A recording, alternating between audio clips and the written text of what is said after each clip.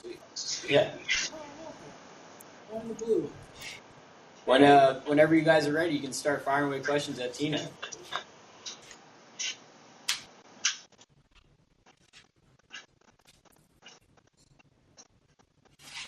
Tina, it's Nina from USA Today. I was wondering if you could just tell me what the big difference is with Sylvia Fowles this year, if you can hear me at all. The biggest difference with Sylvia Fowles this year, she's just more assertive and more confident in her game. I think the demand that Coach Cheryl Reeves put on her and just needing her 24/7 throughout the game is just a sense of urgency that you see her playing at, and just the confidence that her teammates have in her. I believe that the offense is more structured around her and going inside out versus relying on Maya Moore, Simone Augustus, and your Lindsay Whalen. So there's a point of emphasis on getting her the ball.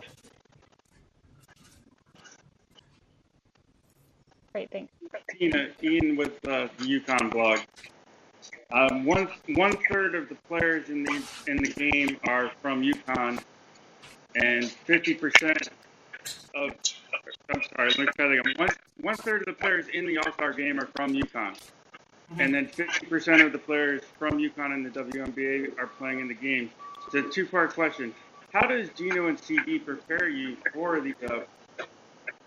for professional play? Would it be possible for a UConn WNBA All-Star team to beat the rest of the WNBA All-Stars? I'm going to start with your first question. Coach Ariema and Christine Daly and the rest of the coaching staff, they prepared each of us for the WNBA just with their expectation level. I always believe and always said that Coach Ariema wanted the freshmen to play like sophomores to play like juniors, and juniors to play like seniors, and your seniors to play like pros. And that's the way he approached you every single year that you were at the University of Connecticut. He just has really high standards, and he just pushes you each and every single day to reach them. And your second question, can you repeat that again? Sorry.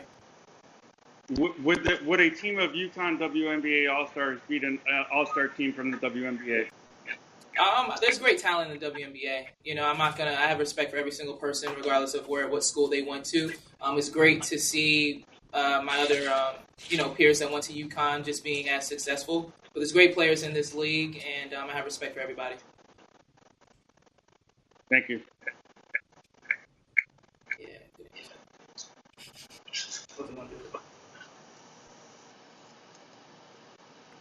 Next question.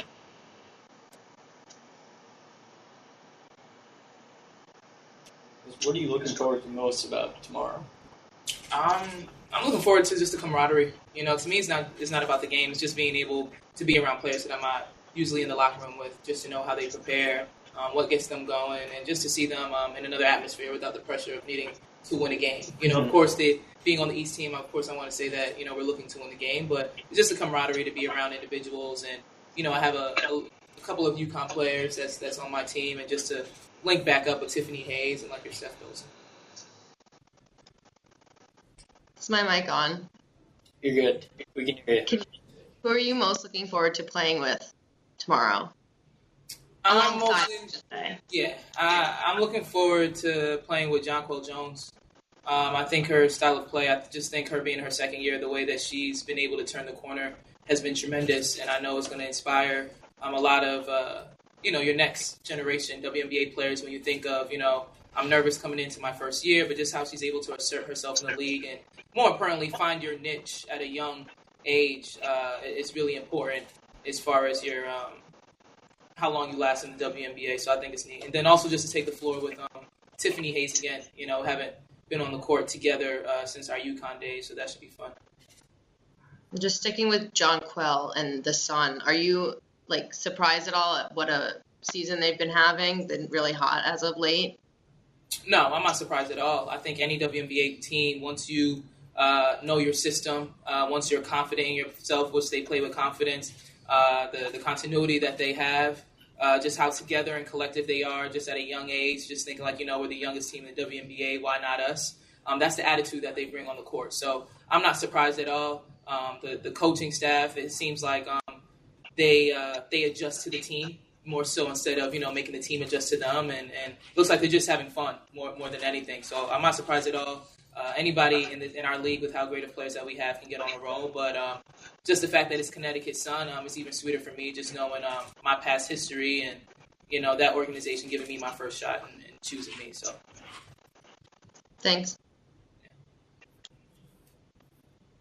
Speaking of Jonquil, have you given her any advice on what to expect for her first All-Star experience? no, I haven't been able to talk to Jonquil on that level as far as her first All-Star appearance. But after each game that we played against them, I just always encouraged her and told her just keep playing hard, keep doing what you're doing, keep having the confidence. It's inspiring. Not only I'm sure her teammates around her, but just myself and just seeing that. Do you have any favorite memories from your first All-Star experience? My favorite memory. Again, probably just the camaraderie. I don't really remember much about the game. And to me, it's all about the camaraderie and just, the friendships that are developed and that are grown throughout the time, that little small window that we have. So that's what's important to me. Does anyone else have any questions for Tina? Thanks, guys. It's been real. All right. Thanks. Thanks for the questions. Peace out.